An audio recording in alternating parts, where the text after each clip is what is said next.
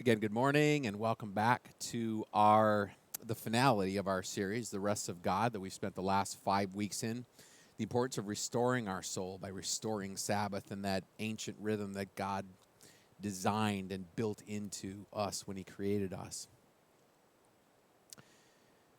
Now, if you know a set of identical twins, you know you have to learn what that one difference is, right? You have to learn what that one slight difference is, so you can recognize them. What that one difference, be it maybe the way they smile, maybe it's their posture, the way they carry themselves, maybe it's a gesture, an expression, maybe a birthmark.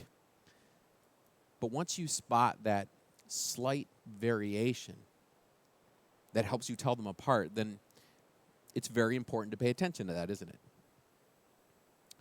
The Bible gives us two renderings of the Ten Commandments. Exodus 20, and then in the second law, the second giving law, Deuteronomy 5. Like twins, these two texts are virtually identical, but there's one crucial variation in them. And just like twins, it's very important for us to pay attention to that one crucial variation, because that means something, that tells us something, that tells us that's something we need to pay attention to. So let's see if you can spot it. We're going to read each, and let's see if you can find what it is. First of all, Exodus 20. Remember the Sabbath day by keeping it holy. 6 days you shall labor and do all your work, but the seventh day is a Sabbath to the Lord your God. On it you shall not do any work, neither you, nor your son or daughter, nor your male or female servant, nor your animals, nor any foreigner residing in your towns. For in 6 days the Lord made the heavens and the earth, the sea, and all that is in them. But He rested on the seventh day. Therefore the Lord blessed the Sabbath day and made it holy. That's Exodus. Now Deuteronomy. Observe the Sabbath day by keeping it holy, as the Lord your God has commanded you. 6 days you shall labor and do all your work, but the seventh day is a Sabbath to the Lord your God. On it you shall not do any work, neither you, nor your son or daughter, nor your male or female servant, nor your ox, nor your donkey, or any of your animals, nor any foreigner residing in your towns, so that your male and female servants may rest as you do. Remember that you were slaves in Egypt, and that the Lord your God brought you out of there with a mighty hand and an outstretched arm. Therefore, the Lord your God has commanded you to observe the Sabbath day. Did you spot the difference? Exodus grounds the Sabbath in creation. Deuteronomy grounds the Sabbath in liberation. Exodus remembers Eden. Deuteronomy remembers Egypt. Exodus talks about resting to imitate how God rested on the seventh day of creation. Deuteronomy talks about resting to live in the freedom that God won for us and not to always just be working like we were slaves. Exodus looks up. Deuteronomy looks back. Exodus is calling us to imitate what God did for our good. And Deuteronomy is calling us to live in that freedom God won and never be slaves again. They both give two different reasons, two very legitimate and good reasons to keep the Sabbath. And so the Exodus command, calling us to imitate God, is in a sense ironic. It's saying mimic God to remember that we're not God. We mimic God to remember that we're not God. So there's our first point for today. Imitate God so that we stop trying to be God. Sabbath helps us imitate God so that we stop trying to be God. Now, Sabbath Sabbath keeping helps us remember our human limitations. See, our need for rest, we've been talking about it for weeks, but our need for rest, our need at some point to rest, helps us recognize our smallness. And this is going to be important today, our smallness and God's bigness. Our need for rest helps us recognize our smallness and our weakness. It's a reminder that we're made out of dust, okay? We're made out of dust. We are clay jars, and if we don't take proper care of ourselves, we break, we crack. It's a reminder of that limitation. It's a reminder of that weakness. We have to rest because we're weak. But that's not true of God. God neither sleeps nor naps. Okay, God runs no risk of breakdown or burnout or exhaustion or injury. God doesn't need Sabbath. God doesn't long for vacation. God isn't waiting for the weekend. God doesn't require a good night's rest to have a clear head or to have a steady hand the next day.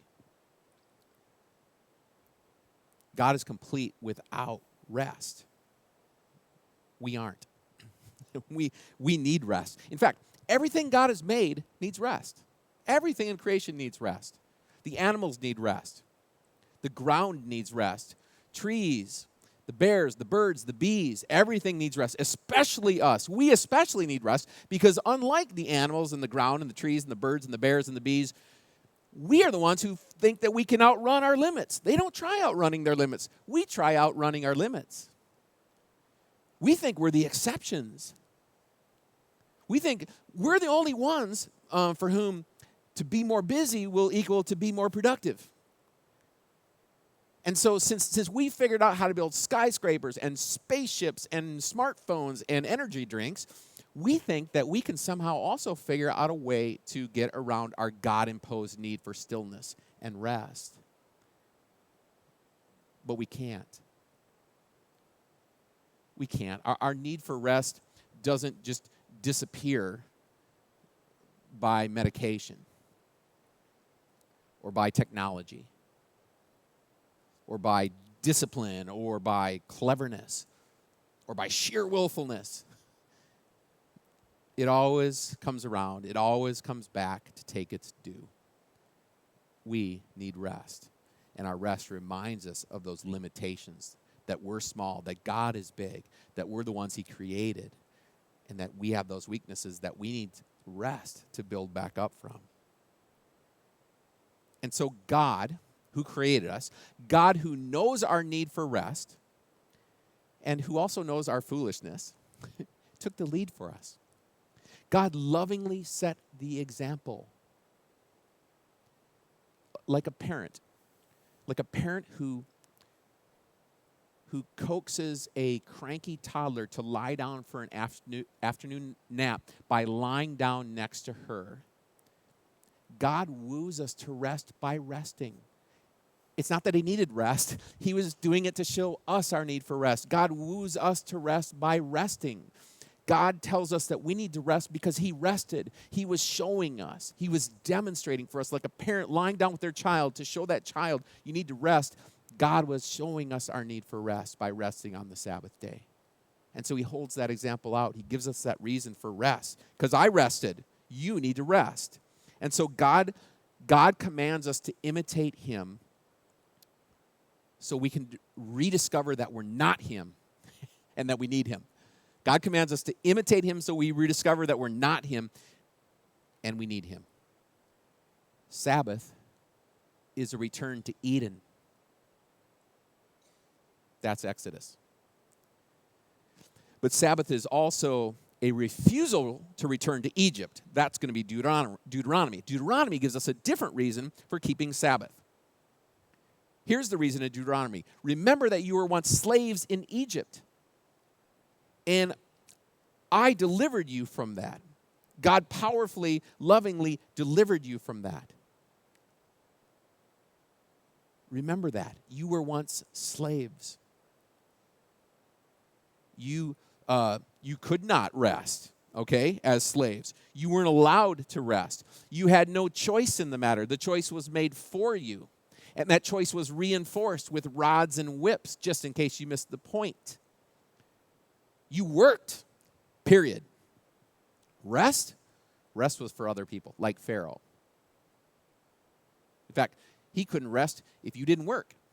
Because Pharaoh, he had a lot of stuff to accomplish. He had a lot of stuff that he wanted to be remembered for, like all those huge pyramids. And so somebody had to do that, and that somebody was you. And just to make sure that you would do that without resting and without slacking off, he put taskmasters over you to intimidate you and beat you 24/7. That's what life used to be like for you. But God removed those taskmasters. He sent plagues and punishments. He drowned their army. God removed those taskmasters just so you would be free. Finally. So you could finally rest, finally take a break, finally experience some rest. Now, you don't miss that stuff, do you? You don't miss that stuff. Do you miss the one standing over you, ready to beat you the moment you try taking a breather? Do you miss the sting of their whips on your back? Do you miss the endless days and nights of working 24/7? Yeah, I didn't think so. So here's our second point, and this comes from Deuteronomy. Don't revive what God has removed. Don't revive what God has removed. Don't place yourselves back under a yoke of slavery that God has powerfully and lovingly broke off of your neck. If you loathe life under the threats and beatings of those taskmasters, why would you want to go back to that? So refusal to rest, our refusal to rest means that we are living as those taskmasters are still hovering over us with their whips. So it means that you're striving, you're working as if you have no other choice. As if you'll be punished the moment you stop. As if you don't have a choice in the matter. And so to refuse Sabbath is to spurn the gift of freedom that we've been given. It's to willingly go back to doing what we cried out to God to deliver us from. Okay? Slaves don't rest. Slaves can't rest. Slaves aren't allowed to rest. There's no rest. Slaves have no freedom to rest. Rest is something we enjoy in the freedom we've been given. So God calls us to live in the freedom that he won for us with his powerful and loving deliverance. Sabbath, our keeping of the Sabbath, is a refusal to go back to Egypt. Okay, that's Deuteronomy. That's the reason Deuteronomy gives. So taskmasters are often the problems keeping us from keeping Sabbath. Remember what God did to the taskmasters. God drowned the taskmasters. On the other side of the Red Sea, his people were free of those taskmasters. But it's almost like they rescued some of those taskmasters and pulled them out of the water and brought them back to shore and resuscitated them and then allowed them to rule over them again. Because from the beginning, God's people pushed against this idea of taking Sabbath, of resting. We still push back against it. And it's like they rescued some of those taskmasters and let them rule over them again. Do we do that? Do we give the taskmasters that God has removed from us authority over us again? When you try, we'll do a little test. See if this happens to you. When you try in your work week, when you try stepping back a little bit from the tasks in front of you, when you try stepping back from the work that you're doing a little bit, does that taskmaster start menacingly marching toward you, flexing his muscles? What do you think you're doing? I was just going to maybe sit down for a few minutes. Oh, that's cute. You're just going to sit down for a few minutes as if there's no tasks, as if there's none of these piles of jobs waiting for you are here for you to do. You're pathetic. Get off your lazy backside and get busy. Does that ever happen to you? The moment you just think, okay, I'm just gonna take a little break. I'm just gonna take a little rest. Maybe I'm gonna close my eyes and take a little nap. Maybe I'm just gonna take a little time for rest and rejuvenation before getting back to work. And you just relax for a little bit, or maybe you spend some time with your family, or maybe you do close your eyes and try to take a little nap. And just as you're trying to rest, do you ever hear those voices of your taskmasters? When are you gonna clean the house? When are you going to get that oil change done? When are you going to do your taxes? When are you going to get that proposal put together? When are you going to meet with those prospective clients? When are you going to respond to those emails? When are you going to fix the sink? When are you going to get your daily projects done? What, you think you can just lay here and rest while all these projects are here waiting for you to do? Who do you think you are? What kind of lazy, good-for-nothing do you think you are? Shame on you. You ever hear voices like that? Taskmasters despise rest. There's our third point. Taskmasters despise rest. Taskmasters create a culture where rest has to be stolen, where rest has to be hidden, where rest has to be like taken secretly. But then, of course, rest isn't rest, is it? Because if you're worried about getting caught, it kind of ruins restfulness. Taskmasters, they're imaginary. You've got that, right? You got that point. Taskmasters, they're imaginary. They're not real, so they can't actually lay a hand on you. But taskmasters, they mount a psychological attack that beats you down, I think, worse than rods and whips.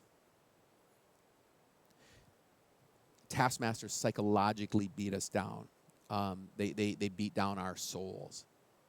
Do you have any of those? Do you have any of these imaginary taskmasters glowering over you? Can we learn to let them drown? Taskmasters are masters of telling half-truths. Okay, what they do is they mix in lies with the truth. Okay, because there's some truths here. True. It's true that there's no end of the things that we could be doing on a daily basis. That's true. It's true that we can sometimes be lazy. And it's probably true that we sometimes disguise that being lazy as being busy. It's true that sometimes people are disappointed in us. True, we all procrastinate from time to time, maybe a little bit. True,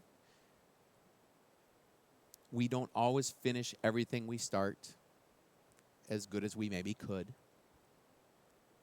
But the lie they mix in with that, because those things are true, is that because those things are true, that we never have any right to rest.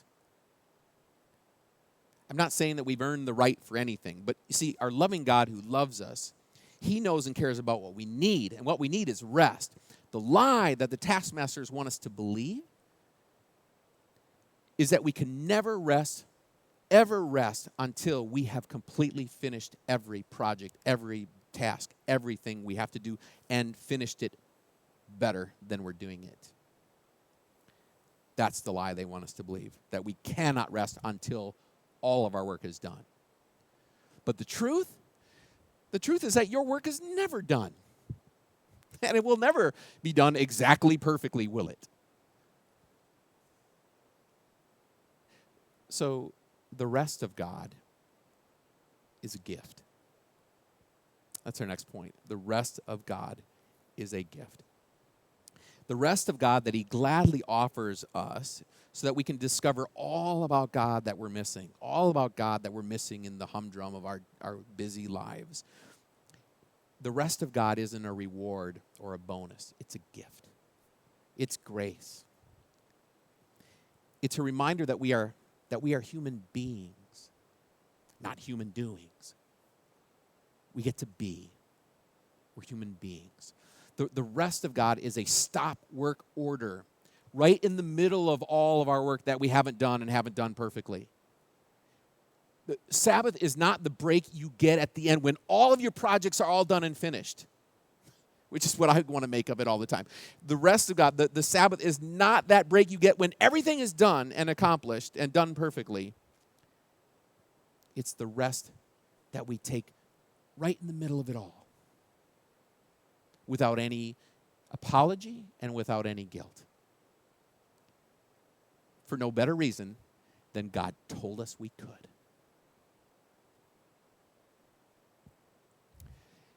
God's message to Pharaoh was this: let my people go that they might worship me. The point of being set free is worship. And the heart of worship is rest. Rest.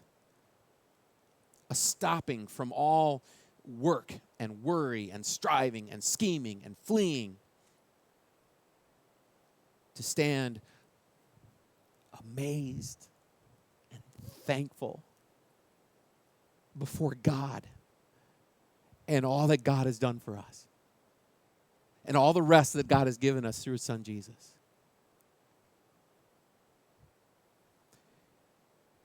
There can be no real worship without true rest.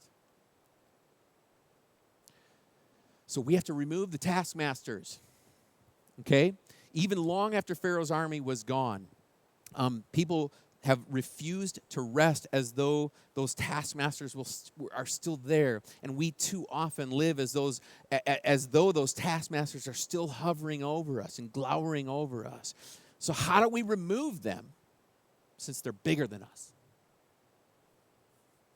Our final point is this: only God can rid us of taskmasters. Our part is to trust. That's what this has all been about. Sabbath is all about trust.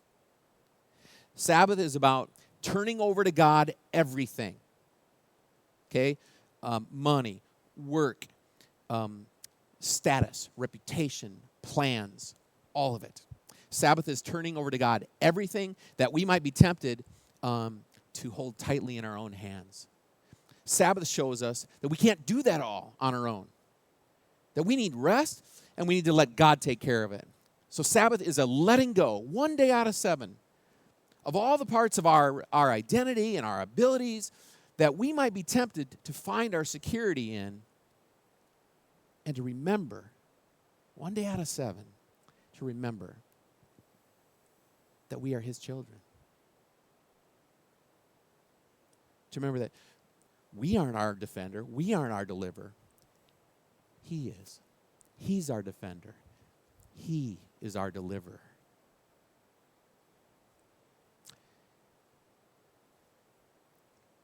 As He tells us in Psalm 23, He makes me lie down and rest.